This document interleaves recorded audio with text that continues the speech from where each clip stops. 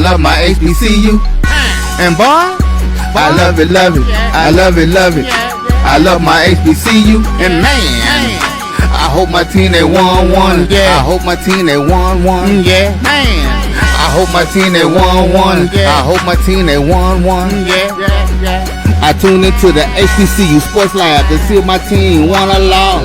If they lost, I'm quiet as a mouse. But if they won, keep tab. I'ma do the dab, yeah. Dr. Cavil, he know what he be talking about. Mike and Charles, they know what they be talking about. They compress the analytic data with the hip hop. If you know them like I know them, they gon' tell you if your team, if they won or lost, and who the ball. So listen to Professor, yes sir, and pay attention, cause he gonna teach a lesson. This is Dr. Cavil with Inside the HBCU Sports Lab. Welcome to episode 836. We are in Birmingham. That means it's football season here for the Media Day, SWAC 2026 SWAC Football Media Day. Let me give the proper introduction as we do our show. Welcome to episode 836 of Inside the HBCU Sports Lab radio show and podcast, the show that's covering the sporting HBCU dash for all things HBCU sports for institutions large and small. From the NEIA to the NCAA, we share insights and information on the HBCU sports culture, HBCU athletic aesthetics to facilitate the story of HBCU athletic programs and the business of HBCU sports. In short, we just call it HBCU sports pedagogy. I'm your host, Dr. Kenyatta Cavil, along with my co-host, Mike Washington. And yes, he is on assignment. And Charles Bishop. We're filming from our home studios, sending a signal live to KSWA's 1230 AM studios with the Texas Radio Hall of Famer, multi-Hall of Famer that is Ralph Cooper, in a beautiful home at Texas Southern University from Houston, Texas. But as I told you, we're out of the barn. They got us live here in Birmingham, and I have none other than Charles Bishop, AD, Drew, and Carter over here bringing it to us live. You know, and we have to watch Carter over there. He just... I like hanging out with Kid. Kelvin Carter. All right. He's the troublemaker. With that being said, let me ask y'all how y'all doing today. Charles, how you doing? Doing well, Doc. Safe flight coming in from Houston. Happy to be here and see all our colleagues coming in and get an opportunity. I'm sure later on we'll sit down and enjoy each other's company. Good stuff. Drew? I just thank all y'all alphas up here on this stage for letting the non-alpha join y'all up here on this stage. Which one of these is not like the other? It's all good. But if you get a little cold, you understand why. A little distinction rub off on you. But not ice cold. No doubt. No, great day. Easy drive in from St. Louis today. So glad to be here. I think it's like my fourth year with you guys. So this has been a blessing to have met AD and Roy. And so, it's SWAC Media Day. It's about that time. Yeah, it's about that time. With that being said, today's episode of Inside the HBCU Sports Lab is brought to you by THG Agency, which is a company that provides sporting, educational, consulting, and data analytics. Let's jump right into it, gentlemen. We're here. It's time to talk about the SWAC. We will get the official release tomorrow. We did get a Black College Sports polls release, which had several of the SWAC programs involved. What are your thoughts in terms of, will that be accurate of what you'll see tomorrow in terms of the poll rankings, or will you see something different? Just to recall for those that are listening, you had FAMU at number 10 in the ranking. You had Texas Southern at number 9. You had Bethune-Cookman at number 8. Grambling State at 7. Then you jump up to the elite programs, top 5 if you would. You had 4 with Alabama State, 3 Jackson State, and Prairie View 2. So you had 7 of the programs of the top 10 coming out of SWAC, which should make for a crazy season. But starting with you, Charles, what are your thoughts in terms of how that will relate to tomorrow's release of the division alignment? I think always polls put chips on people's shoulders. So I think that's one of the things that's going to jump out tomorrow. Like, I can't believe they got us where they have us. So, that's always the first thing. You kind of have to wade through that a little bit. But I think that the poll is very accurate in terms of the representation of the parity that you see from top to bottom in the conference. I think, Alcorn is going to be another team that we're going to talk about a lot on tomorrow, because I think they're going to be one of those sneaky teams that you better pay attention to this upcoming season. Kelvin, you probably excited to hear that. But besides that, Well, I mean, I think it goes into a lot of our conversations about should those out of conference games be played against the MEAC, right? Because if I look at that South Carolina State matchup, what I see is we'll get an early test of that with the North Carolina Central Texas Southern game early on. That'll show you like what is that early balance of the MEAC versus the SWAC. And then it'll test the theory there, and like you said, with the pedagogy, we'll be able to make some reasonable assessments. Yep, and then you have the big one on ABC between Howard and Alabama A&M. Yes. So we get a couple of early indications between that MEAC SWAC matchup. So I like that. And then into the season, we got one or two more. But outside of that, when you talk about the Black College Football poll, you have Jackson State and Tennessee State, which is historical in a lot of ways. That'll be fascinating. But I'll come back maybe to ask you a little bit about that. Let me go to you, AD Drew. What are your thoughts in terms of where will the rankings lean tomorrow? Will they follow suit in terms of what the coaches and SWAC media said coming in with the preseason rankings? Or will you see some different lineups come tomorrow when they release the rankings expected finishes for these teams tomorrow? Doc, Charles, Kelvin, I'm ashamed we're talking about the preseason poll and we missed the obvious storyline. Who is going to give Valley their vote again this year? Every year, somebody gives Valley a first place vote. Let me go in my mic invitation. Valley? Valley? Somebody wants to be Karnak. So, But besides that intriguing question, it's the debate at the top, because we know the SIDs are voting. Every institution, I believe, gets 2 votes. That's correct. For this one. So the debate at the top, Alabama State, Jackson State, defending champion Prairie View. Which one of those do their peers think is actually going to be there? You've got Alabama State, who arguably has the best player in the conference. I can answer that. You have Prairie View, who's the defending conference champion, and then you have Jackson State, who's been a perennial power for the last 5-6 years in the conference. So, which one of those three? 4. Okay, 4 years. 4 of the last 5. But which one of those do their peers think is going to be the team that they need to knock off is going to be the question that I really am interested in seeing. I'm going to let Charles answer that because he says he has the answers. Yeah. So, Charles, what is the answer? Yeah, I think Alabama State coming in has to be, I think a lot of people are looking at that as the team to knock down the door. With Andrew Body coming back, always the question will be his health. But is this the year we crown Eddie Robinson Jr.? And I think that will be one of the storylines tomorrow. Can they actually exercise the demon that has been Jackson State University?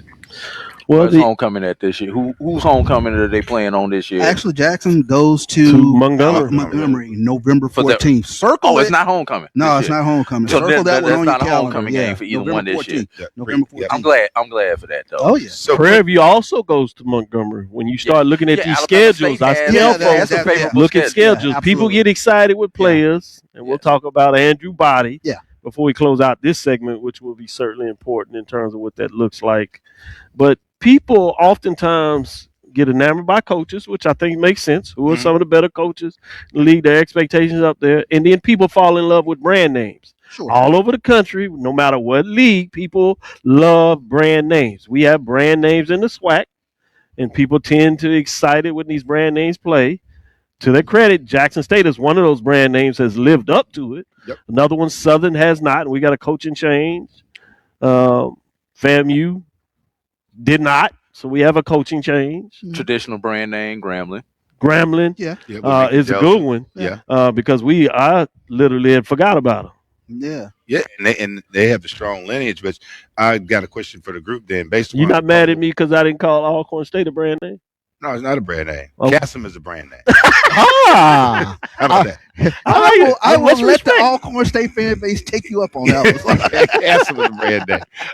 But if you look at that poll that just came down, though, yes, they actually had Jackson had Alabama State on that poll. Mm-hmm. And so I wonder how the poll tomorrow will reflect it will those teams fall in that order, although it is a divisional piece. What I really like about your point is that poll also includes the media. Yes. While tomorrow will not include the media. So will it be a differential?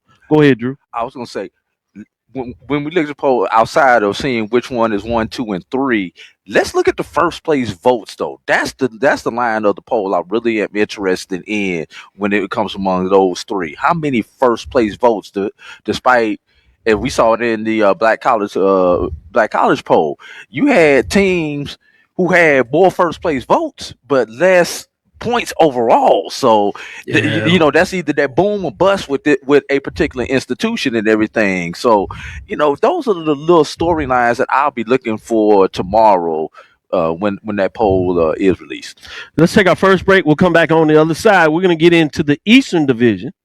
Mm-hmm. We're going to keep this team together, and then we'll take a segment where we get in the Western Division, and we'll bring on Joe Clay that does 1876 sports and culture, and add a little flavor in terms of looking at it from a West perspective. But after this break, we'll come back on the other side and look at the Eastern Division and see what the gentlemen will think about that specifically. We'll be right back after this first break. Good job, y'all. Good job. Mhm. Thank you. For over 30 years, HBCU Image has been more than just an apparel store. We've been a movement, a statement, a legacy. We celebrate the pride, the purpose, and the culture that make historically black colleges and universities legendary. Whether you're a student or a lifelong supporter, our gear lets you wear your HBCU story with confidence and style. Because when you wear HBCU Image, you're not just wearing clothes. You're wearing culture. You're wearing pride.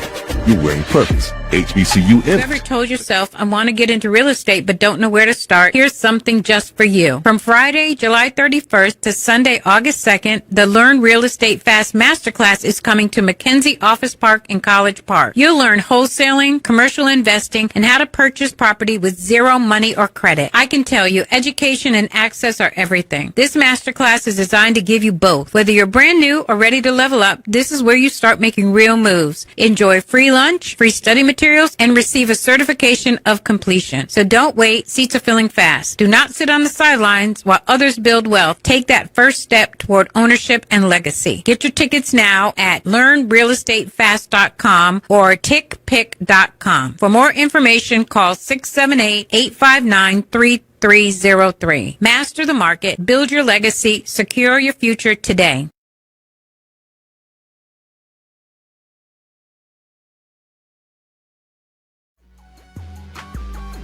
This is the Dean of the College of HBCU Sports, Kenyatta Cavil of Dr. Cavil's Inside the HBCU Sports Lab with Mike Washington and Charles Bishop.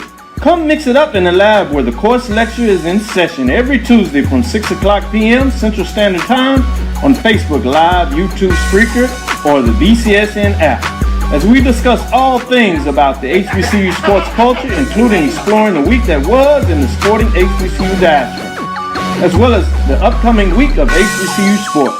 With me, the Dean, the College of HBCU Sports, on Dr. Cavil's Inside the HBCU Sports Lab with Mike Washington and Charles Bishop. Course lecture dismissed.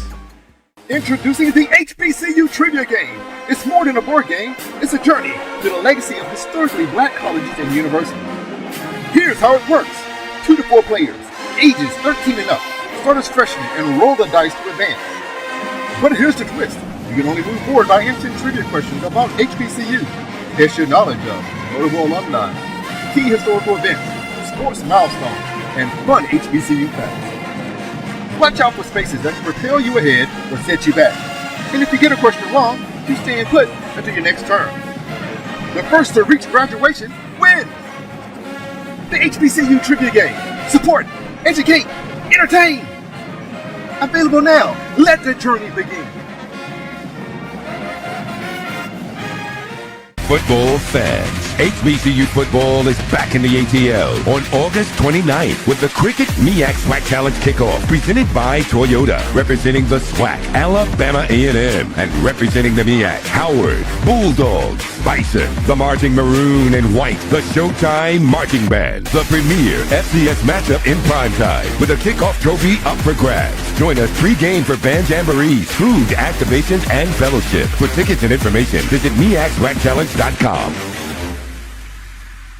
Press the analytic data with your hip hop. If you know them like I know them, they gon' tell you if your team, if they wanna lose, and who the ball. So listen to Professor, yes sir, and pay attention, cause he gon' teach a lesson. This is Dr. Cavil with Inside the HBCU Sports Lab, and we have the professors live in Birmingham, Alabama at the Sheraton Hotel for the 2026 SWAC Football Media Day. Giving you an early indication as we are live on set here. We promised you as we went to break that we'd talk about the Eastern Division. We have some folks that are intimately knowledgeable about the Eastern Division and all things HBCU sports for that matter. But let's get into it when we think about it. Starting with Alabama A&M. Let's do that when you got Sam Shade coming back for his second year, down the year to his expectation. But that's what happened when he was at Miles. Yeah. Started off slow, but ultimately before he left, which in a lot of ways probably pushed him to the Alabama A&M game. When he was at Miles, he won the championship game. So I want to get a little indication when you think about Alabama A&M, what do they bring to the table this year, Charles? Well, I think with Alabama A&M, it was a tale of two seasons. With Quad Brown, this was a team that was averaging over 30 points a game and close to 400 yards per game offensively. After his injury, that's when you saw Alabama A&M really tail off. But they were putting some points up when Quad Brown under center, and he comes back this season for another season. If you're Cornelius Brown. So it'll be very interesting to kind of watch and see what this offense is able to do with regards to watching Alabama A&M. And Sam Shade, year two, like he did at Miles, looking for marked improvement on the defensive side of the ball. Yeah, I think it's going to be fascinating when you think about Alabama A&M. Got to see Quad Brown here earlier today. Obviously, the beginning of the season, he looked healthy. He's a young adult, so mentally he's going to see a different thing when you talk about the game. Question, again, is his health. Can he stay healthy? If you do that, things can look very upwards real quick. Heck of a golfer, too. Let's go into Alabama State. Eddie Robinson Jr. Back. He really took a huge step last year and almost jumped the Rubicon, but could not get it quite done. But you have Andrew Body. Preseason conference player of the year from an offensive standpoint. He looks mentally ready to go. Again, a similar question. Can he stay healthy? What do you think about Kelvin Carter? What do you think about Alabama State this year?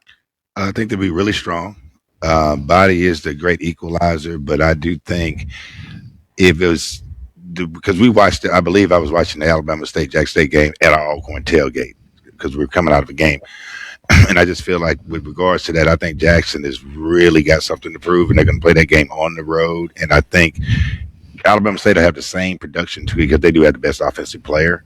But I do think that they'll be maybe a distant second because they're going to struggle with Alabama A&M. So I guess the biggest thing in watching Andrew Body last year, the progression that he's made as a passer, I think that was the thing that jumped out tremendously with me last year. We know that he has the athletic ability to take off and make plays, but he was picking teams apart with his arm last year. And that's not something I always said, I attributed to Andrew Body, but last year was the year of he made a huge leap in my eyes. Yeah, the UAB game kind of showed that too. It jumped out the gate, it jumped all over. Yeah, that's what I'm saying. Yeah, they were right up the street, right up the street, got jumped on. Right across town. Hey, Drew, let me go to you. I'm gonna go into Bethune-Cookman, and I'm gonna stick with you because I want to. After that, we're gonna go to FAMU, so be prepared for that. What are your thoughts in terms of Bethune-Cookman? They have to look at the quarterback position. Really closed the season well last year. Had the huge, obviously, monkey off the back in terms of defeating FAMU in the Florida Classic, which was huge. What are your thoughts in terms of Bethune-Cookman coming this year? Can they take the next step where they really get in the mix for the top of the conference? Well, that is the question. Can Bethune-Cookman take the next step? They closed the season tremendously, going on a run there, finished above 500, which really haven't been able to say that about Bethune-Cookman in a while. And everything said pre-pandemic, with them finishing up that high. Terry Sims, I believe, last time they were above 500 there, and that's the question: can they solve the quarterback position? Because defensively they did excellent last year, great running game, couple of fluke plays and everything, or do they regress back to the Bethune-Cookman that we saw lost to Clark Atlanta 2 years ago? Right. Woo. So that's going to be the thing. Do they continue the progression forward, or does Bethune again? Yeah, when they said winning record, we're talking about conference play winning record, Yes. 6-6 overall for those that are checking on that. But let me stick with you, Drew. Let's go to FAMU. Different coach at the top. A lot of people were excited about the move. Obviously, Quinn Gray Sr. Got it done at Albany State. But this first year, while there are a lot of expectations from some, you do have the point in terms of them not being able to play for the championship. Do you believe that'll play in their favor, or will they go outside of that? They bring over Isaiah Knowles that you've seen out of the SIC. Give me your thoughts overall on FAMU. Here's the question. Does Quinn Gray continue the Division II to Division I head coach bump that we have seen The last couple of years. the last 3-4 years with some of these people that have made that step? I mean, heck, That's you a good got point. championship game coach T-Jack Chennis over at South Carolina State, just to name a couple of them who had instant success after having success on the Division II level. But they do have that cloud hanging over the program with the 1-year postseason ban. But this is what we're missing. It's not the postseason ban that's the problem, everybody. It's the reduction in practice time and some of the other things Good call. that could potentially lead. It helps that Quinn Gray is bringing a bunch of his Albany State players to that level, so that may help balance that, because he has people who actually know his system that can work with the guys when they can't have official practice. They can still have those meetings, those one-on-ones with their new teammates, and kind of help them understand the system. Versus if he didn't have all those transfers coming with him, it may be a little bit of a tougher challenge. But just like you say, with Bethune, FAMU will FAMU when it comes to the off the field stuff, and they have FAMU'd again. That's a good point. Well, here's Good a piece point. around the FAMU piece that I would think, in this climate, though, everybody's got something to prove. And although there's not a postseason ban, you got guys that could look at this as the ultimate opportunity, and FAM becomes very, very, very dangerous. Last thing I'm gonna say on that: 2018, FAMU, similar position, self-imposed ban, or was it 2019? But in the MEAC, and they actually record-wise won the MEAC, even though they were unable to compete in the Celebration Bowl. Henceforth, one of those A&T titles that we saw to close out the 29. So history showed that it can be done. Right. Charles, let's move over to Jackson State. T.C. Taylor, one of my favorite coaches out there.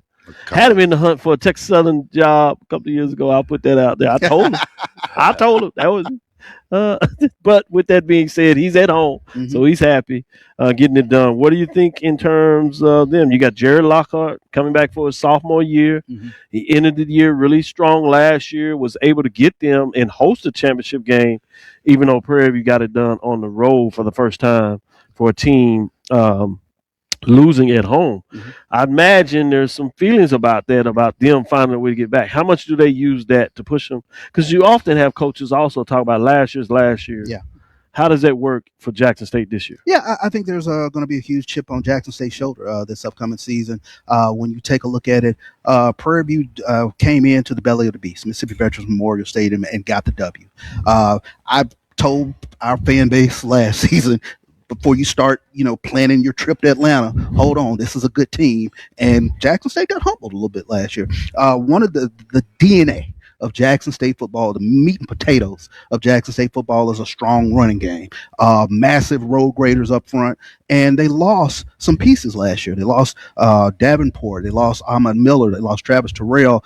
Two of those guys went to FBS programs. They lost a couple of pieces along the offensive line. So what did TC Taylor and Coach O go and go find in terms of getting into the toy box and finding some other players that can step up for this Jackson State football team? Another thing that I think, is going to be a storyline. I think the defense, it was a good defense, but it wasn't the defense of 2024. I think the secondary took a step back last year. Can they come back and play sort of that lights out defense that they played back in the 2024 season? So I think a huge chip on their shoulder. I think the fan base is ready to get back in the mix. Jackson State fans, they love to talk, and they got humbled last year. So I think, when you all that tsunami of stuff puts a chip on Jackson State's shoulder. As long as Jackson State got great point. Now, I told y'all about TC Taylor in Texas Southern University. I just wanted to be known, since I'm fair out there, when you talk about Jermaine Jackson, I recommended him as well. He was high on an interview. And then we have a Chinnis Berry in the MEAC League. I also had him on the list. So if y'all want head coaches, y'all might need to come to Dr. Cavil. Never mind. I don't want the consultant problems. I'm just telling you. Unless y'all paying well, then we can talk. If not, never mind. So let's get in here to Valley. We got Valley, Mississippi Valley. Yes, that Valley. But you got Terrell Buckley, second season coming out. Got the big win over FAMU to close things out when people wasn't looking at it. Up, didn't you? 2 years in a row. 2 years in a row. All right. Can they beat somebody else besides FAMU? That's the question we need to start with, Dr. Cavil. Yes. What do you think about Mississippi Valley coming in this season? Well, it's interesting. We were just having a conversation about historical context around Valley, and somebody brought up the fact that even when Jerry Rice played, they still didn't win the championship. They were just really, really good. They were really good. And so I think right about now, if he could eke out 4 wins, possibly 5, period. It doesn't matter SWAC, in SWAC. It might galvanize that base, but I do think with Dr. Shields and that group up there that are really investing a lot of capital into this program, and not just money, but all the things around social capital. I've seen the things they're doing on campus with the kids in the community. I think we're in a place in time where they're primed to bring a product to the Delta that people can be proud of. Yeah, the question always with Valley year in, year out is the depth. They fight you hard, first half, first couple quarters, whatever the case might be, and they sort of wear thin in the second half of games. And when the snowball gets going, then it kind of rolls downhill in Valley. Can they have enough depth pieces to kind of just be in games? Because we've seen talent in at various skill positions around Valley, but can they put it all together and, like you say, get those 3, 4, 5 wins? Yeah, I mean, giving up 40 points a game and 400 yards is not the way to win. 10-4. So in terms of non-conference schedule, as you said, 4 or 5 wins. I said if they can deliver. That's what I'm saying. But it'd be interesting to see, can they sneak some out of the non-conference so the conference schedule is not so heavy to get all those wins. They're going to go on the road to Nichols. They're going on the road to Sacramento State. We know that they just moved up the FBS, so that's a long trip. I hope that's a flight. And then they actually host Delta State, which we know is a Division II program. Time out. Didn't Delta State beat them recently? Yes. Last year? They beat them in a while. Okay. So, yeah. So they had 3 opportunities. Yeah, that's what I'm saying. If you get a couple of those to get wins, 2 1, to get 2 in there, then you get 2 in the conference. You right. Yeah. You got to believe they get Lincoln, PA. So that's and they get fam. I'm about to say they fam. That's let's great. go to our next break. We'll come back on the other side. We're gonna go to the Western Division. If they lose the fam a third time, it's a problem. Somebody's phone ring. This is Brian Fulford. AD Drew and I are co-hosts of the BCSN Sports Wrap. We talk about all things related to HBCU athletics. From the games, teams, coaches, and fan interest stories, we cover it all. You can find our shows on Facebook at BCSN Sports Wrap, YouTube at MyJBN Online, and everywhere you listen to podcasts like Anchor, Spotify, Google, and Apple Podcasts. You can also find the show on the Jericho Broadcast Network's app. Make sure to download. We look forward to you joining the conversation and being a part of the show. Planning an event? From weddings to corporate functions, CMJ Events LLC brings over 15 years of experience to make your vision a reality. Based in Metro Atlanta and serving statewide, even internationally, we provide versatile event planning and authentic catering cuisines tailored to your needs. Whether it's pre-game meals for student athletes, fundraisers, weddings, corporate functions, CMJ Events LLC is your one-stop solution for exceptional service and unforgettable food. Our diverse culinary heritage means we cater to all cultural tastes, dietary needs, and food restrictions, making every meal uniquely yours. Let's make your next event unforgettable. Visit us on all social media at CMJ Events LLC or email us at cmjeventsllc@gmail.com. Also give us a call at 404-664-3882 so that we can start planning now. From cancer care to accidental injuries to cardiac care, we all know that there are times that you can't control what happens in your life. But with Globe Life Family Heritage, you can be prepared to weather the storm when it comes. Call Dr. Beverly Eagle Rogers at 877-300-8269 or visit the website at globelifefamilyheritage.com. With over 25 years of serving communities, Dr. Beverly Eagles Rogers is here to help you and your family through difficult times.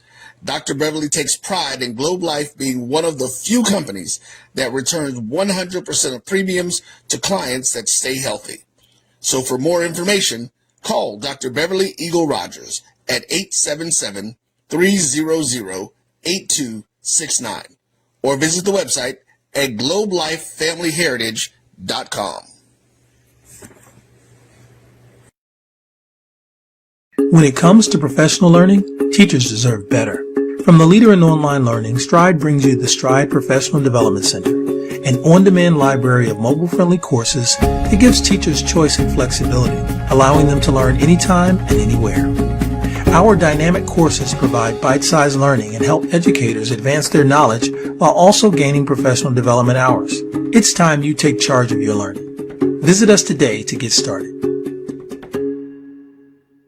Attention football fans. The Cricket MEAC SWAC Challenge Kickoff presented by Toyota is back in Atlanta on August 29th. Representing the SWAC, Alabama A&M, and representing the MEAC, Howard. Join us at Center Park Stadium for a full day of tailgating, football, and bands. Compress the analytic data with your hip hop. If you know them like I know them, they gon' tell you if your team, if they wanna lose, and who the ball. So listen to Professor, yes sir, and pay attention, cause he gonna teach a lesson. This is Dr. Cavill's Inside the HBCU Sports Lab. We have Joe Clay of 1876 Sports and Culture that has joined us to talk about the Western Division. We still have Kelvin Carter. We have my partner in crime, Charles Bishop. With that being said, without further ado, let's get back in there. We will answer the question that was posed to us in the chat before we get out of here. But with that being said, let's start with the Braves. So, Kelvin, you're on deck. You can't hide out no more. You got to tell us the truth. What do you think about your Braves? You got Jalen Tolbert coming back. People didn't like the way he started the season, but he had a different finish. Oh, yeah. Which side of the track do you believe he's going to come in when you start about this, and what do you think about the rest of your Braves this football season? I think we got 4 guys on the preseason team. Opening up there. Tolbert really did what Coach Thomas asked of him. He asked of him, like, hey, we need to take the positive yardage when it's time to take it. And it really turned in down the stretch with 4-1 down the stretch, and actually came in. And like you said, the guys with the big head at Jackson State almost had a chance to take him out. I was excited. I was standing right there in the end zone. Hey, boy. Because they thought they had steamrolled City. I'll tell you one that was a little bit nervous for a minute there, tumbling off, falling over. Man, like a cat on a hot tin. Yeah, but when that ball came out. Yeah, but 4-4, and I think and I was looking for the video that we've been playing with Prairie View and Cardell Jones and him, and the Prairie View guy saying, we're not always gonna be down. and then I guess got to thinking about it, I said, boy, they've been beating us to death. So other than y'all co-opting the color scheme, changing things up a little bit. Yeah, don't worry. But I think we're gonna knock off Prairie View. We're gonna win the division. So that's it. We on the road. Oh yeah. So y'all hosting it? Or y'all gonna go on the road? No, we on the road. We come to PV. I just asked. No, you said, but y'all gonna win the division. I mean, y'all hosting the championship game, or y'all going to Alabama State, Jackson State? We're going to Jackson. Going to Jackson. Yeah. Repeat. You know why we're going to Jackson? Because they'll sandbag and lose the game to y'all on the yard. Look, because remember what happened when you had Montez Ivey at the quarterback. He threw for 433 yards.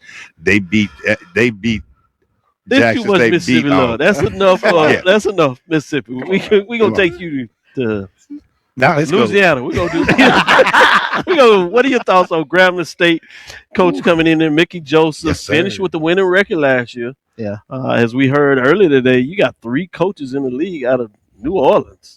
It's an amazing fact when you think about that. When you think about Eddie coming in and bringing it.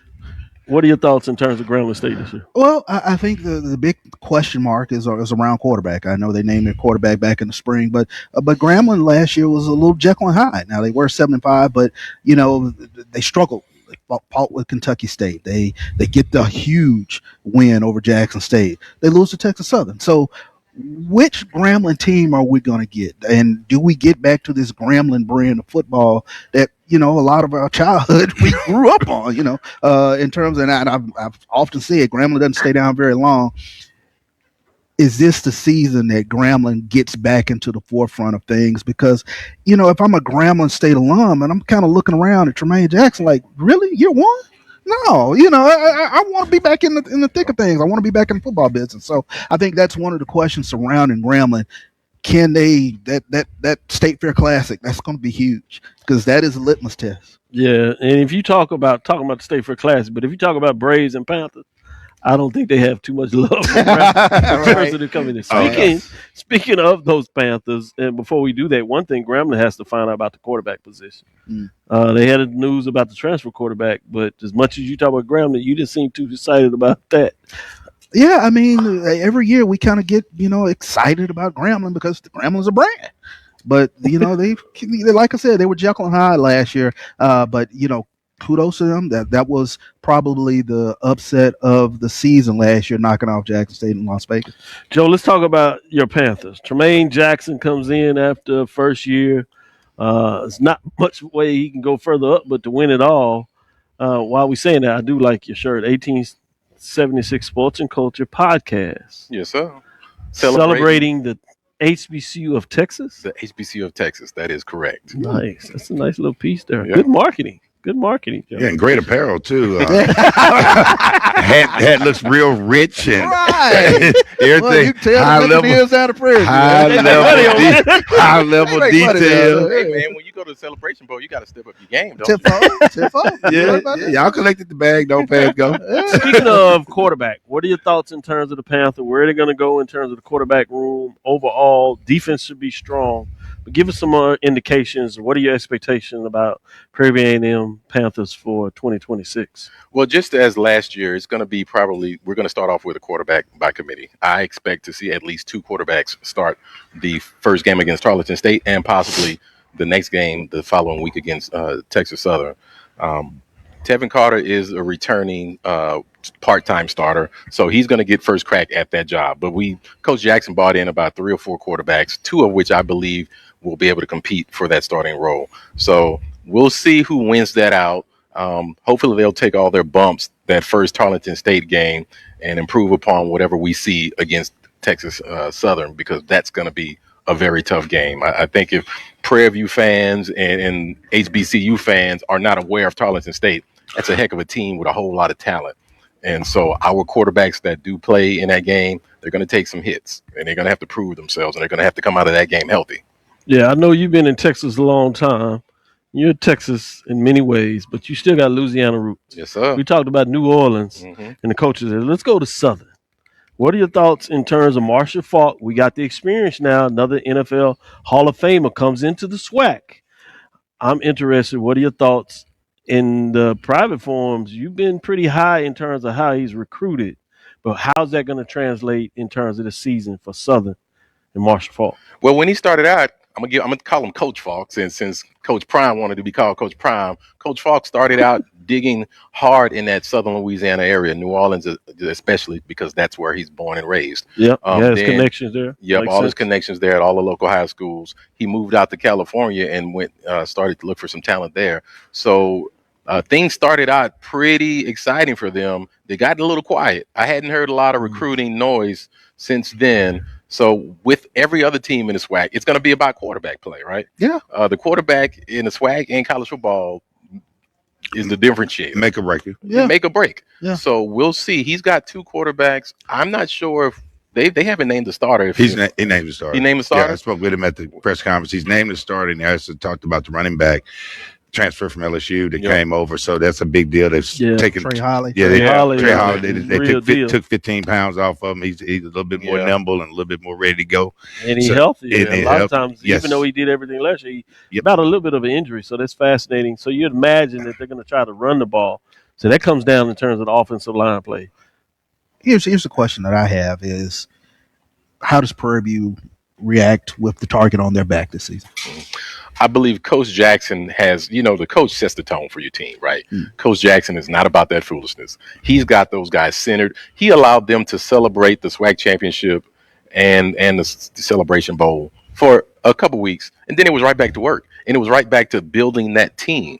And we saw how he took 70 plus players last year and molded them into a complete unit. I expect him to do the same thing with the transfer players and the returning players he bought in to develop as a team.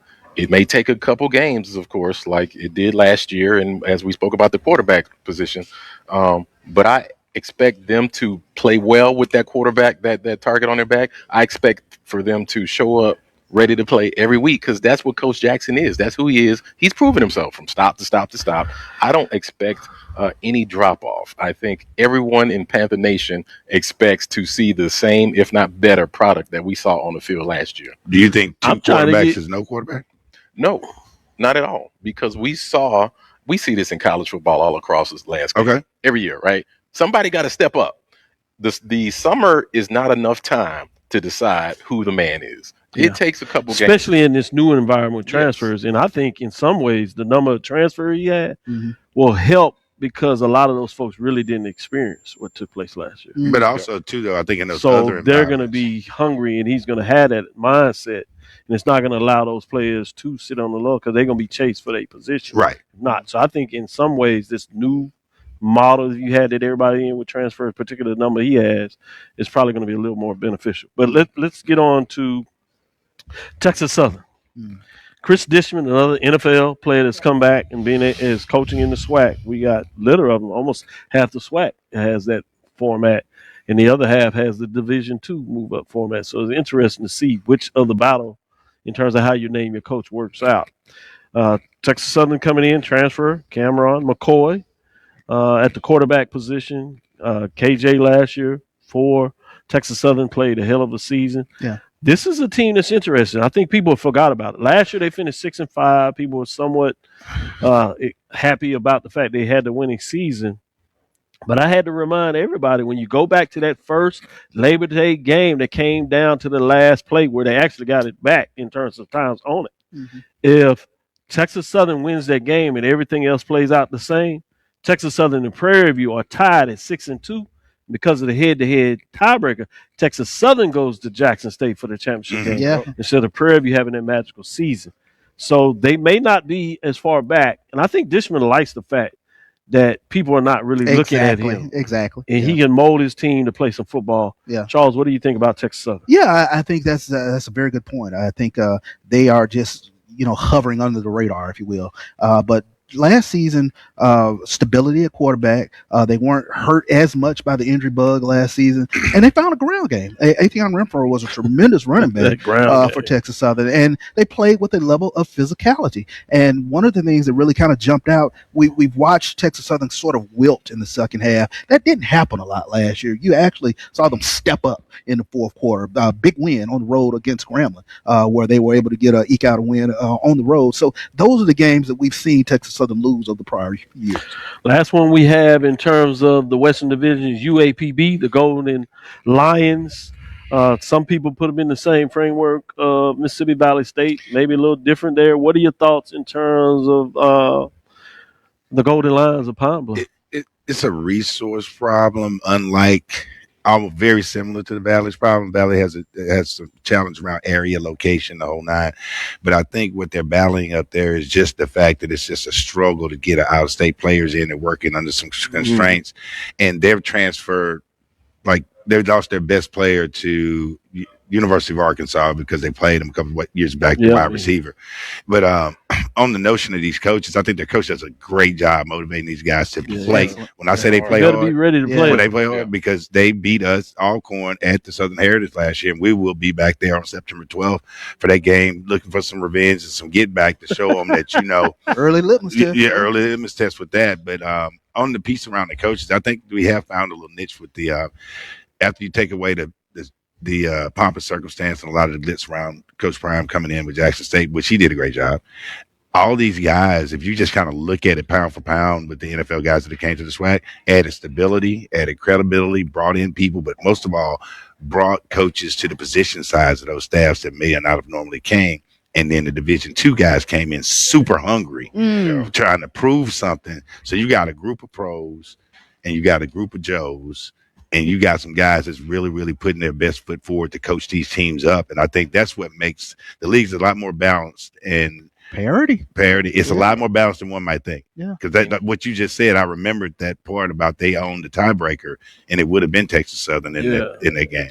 It throws everybody else when you call them. All right, we'll be back after this last segment. We'll close things up and give you and make these folks come to the truth and say what do they think and how things are going to play out this year for tomorrow. We'll be right back after this last break. You know it. You're looking for the latest information on Southern University sports, the Southwestern Athletic Conference, and HBCU athletics. There's only one place to go. Tune in to the Carlos Brown Show, exclusively on the Black College Sports Network.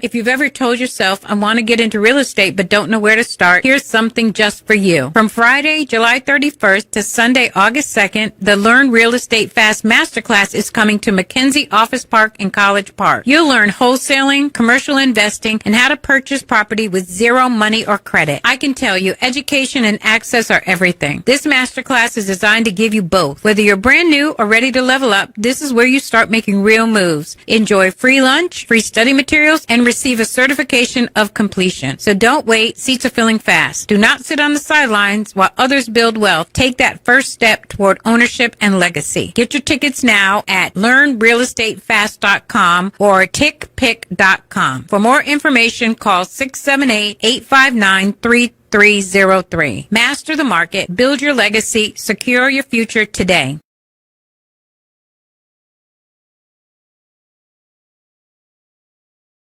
Introducing the HBCU Trivia Game. It's more than a board game, it's a journey to the legacy of historically black colleges and universities. Here's how it works. 2 to 4 players, ages 13 and up, start as freshmen and roll the dice to advance. But here's the twist. You can only move forward by answering trivia questions about HBCU. Test your knowledge of notable alumni, key historical events, sports milestones, and fun HBCU facts. Watch out for spaces that can propel you ahead or set you back. And if you get a question wrong, you stay in put until your next turn. The first to reach graduation wins! The HBCU Trivia Game. Support, educate, entertain! Available now. Let the journey begin. Football fans, HBCU football is back in the ATL on August 29th with the Cricket MEAC SWAC Challenge Kickoff presented by Toyota, representing the SWAC, Alabama A&M, and representing the MEAC, Howard, Bulldogs, Bison, the Marching Maroon and White, the Showtime Marching Band, the premier FCS matchup in primetime with a kickoff trophy up for grabs. Join us pre-game for band jamborees, food, activations, and fellowship. For tickets and information, visit MEACSWACChallenge.com. Compress the analytic data with your hip hop. If you know them like I know them, they gon' tell you if your team, if they wanna lose, and who the ball. So listen to Professor, yes sir, and pay attention, cause he gon' teach a lesson.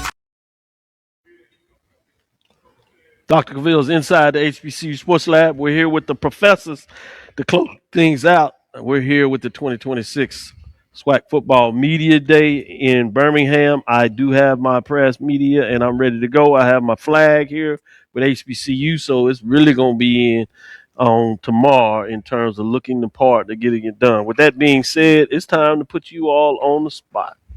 Let's get into it, and let's get into your predicted order of finish. We'll see it tomorrow from the media side, but I want to know, Kelvin, I'm going to start with you. In terms of the Eastern Division, who are your top three teams and who finished at top? Top three East, Alabama State. Well, Alabama State, Jackson, A&M. Top three: Alabama A&M, Jackson, and Alabama State. Jackson Alabama State. Jackson. Who do you have winning the East Division? Jackson. Do they host, or are they going on the road? They're probably going to end up hosting just because they're going to have the better record on that side. If you notice, in the last 3 years, that person's been 7-1. They're going to have the better record on that side, and they're probably go 7-1. Yeah, you get staying with the East, Joe. Your top three teams of the East. East, I'm going to go with the perennial Jackson State, number one. Going with Alabama State, number two. Alabama A&M, number three. Oh, same thing. So you're on the same page? Yeah, same color You scheme. have Jackson coming out of the East. Definitely. Do they host or go on the road? I'm hoping they go on the road. So I think where he's going in the West. But with that, East, top three. Jackson State, Alabama State, Florida A&M. Who you have winning the East? Jackson State winning the East. Are they hosting? They do host, and until Alabama State can prove that they have exercised that demon, I have to go with Jackson State. All right, sticking with you, Western Division, your top three. Prairie View, Alcorn, Texas Southern. Texas Southern, Alcorn, and Prairie View. Interesting. So you have Prairie View going to Jackson State in a rematch. I do. I'm going to go to you, Joe Clay.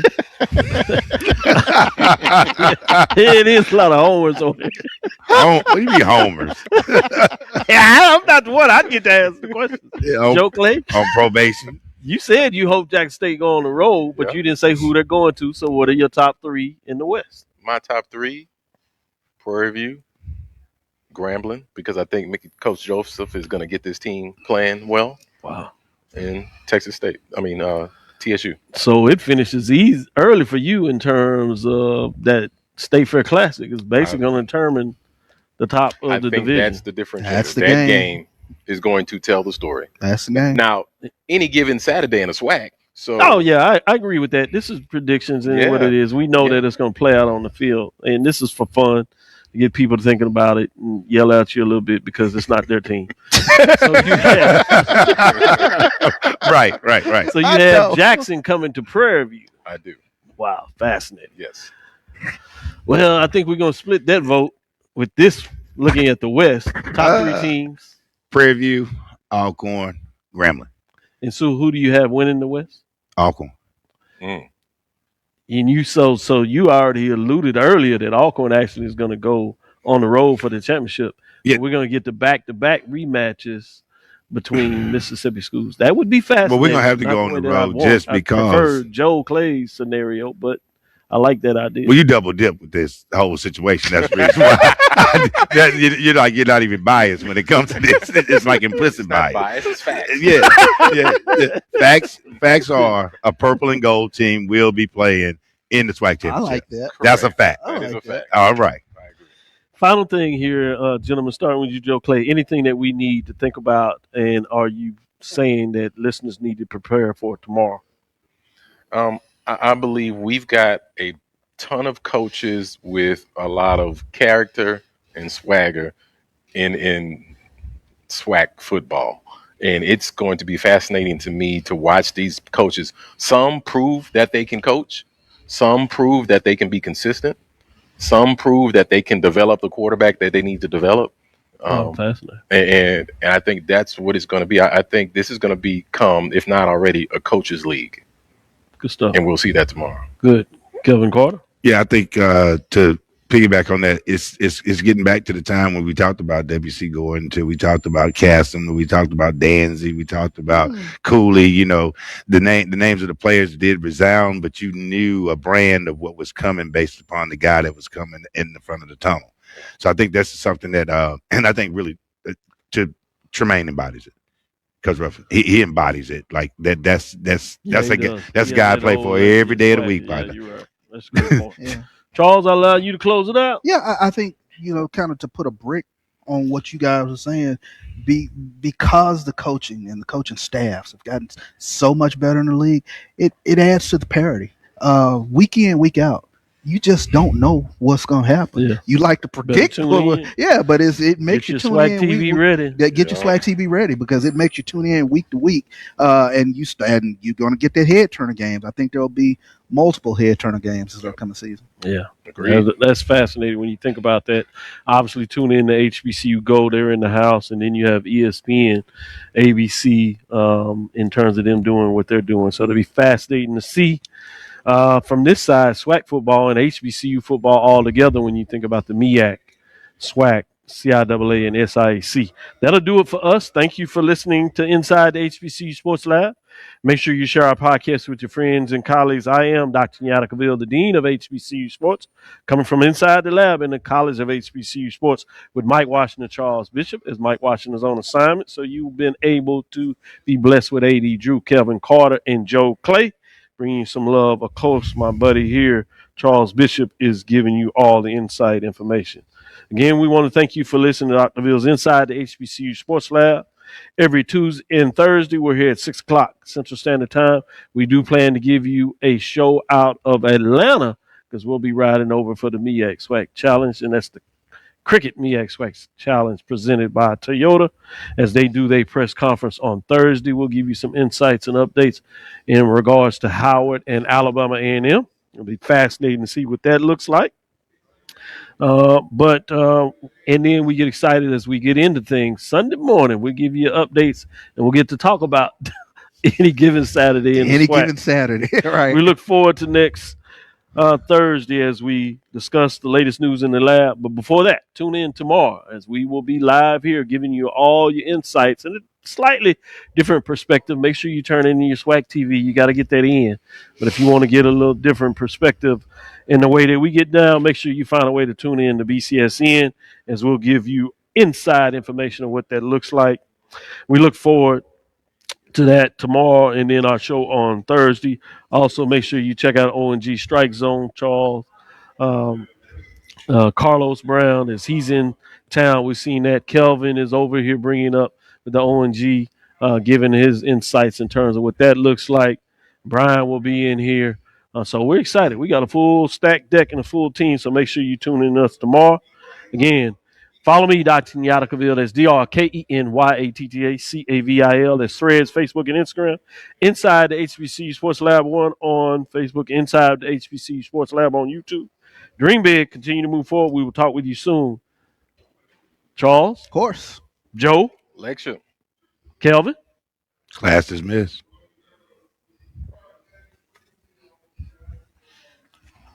Go. Knock it out.